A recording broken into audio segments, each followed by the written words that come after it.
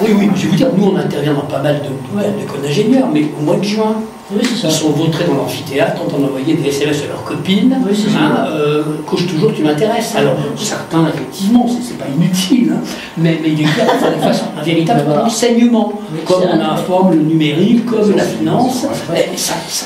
On a l'impression que la santé au travail, finalement, n'a aucune espèce d'importance contre le riche d'entreprise. Vous voyez, en termes de valeur, ce serait quand même fondamental, hein, un trimestre, mais noté. Voilà.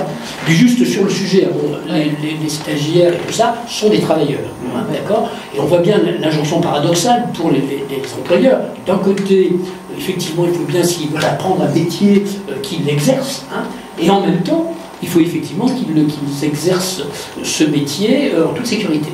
Et c'est pour ça d'ailleurs qu'en 2015, on a supprimé l'autorisation préalable de l'inspection du travail. Maintenant, c'est une déclaration, on est censé évaluer les risques, et l'inspecteur peut contrôler a posteriori. Voilà.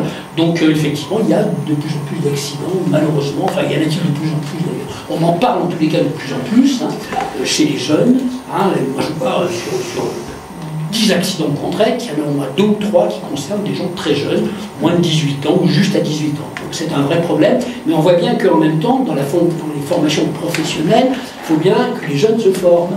Et on ne peut pas les former de façon traitement est uniquement sur le sol. Voilà, exactement.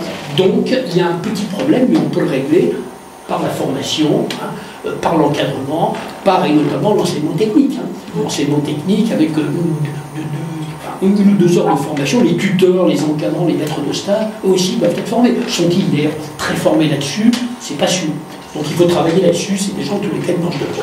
Alors, vous avez besoin de 30 secondes, parce qu'après, c'est lui qui est juste une chose, j'aborde complètement, effectivement, dire que c'est important qu'effectivement une personne expérimentée dans l'entreprise puisse effectivement transmettre ses savoir-faire de prudence à ces jeunes qui intègrent, enfin jeunes ou moins jeunes qui intègrent une entreprise. L'environnement de travail doit être absolument au cœur de ces réflexions. Et puis deuxième, juste illustrer ce que vous disiez, effectivement la ludopédagogie c'est super intéressant.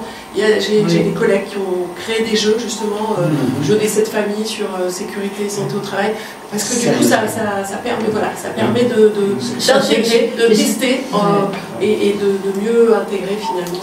Il y a une grande créativité de ce côté-là. C'est un coup, pardon. Donc vous avez charge, vous êtes en demande parce que vous avez tous les droits, et notamment celui de démarrer le débat. Donc allez-y, ne pas celui de s'en aller. Voilà. Non, je ne vais pas en abuser.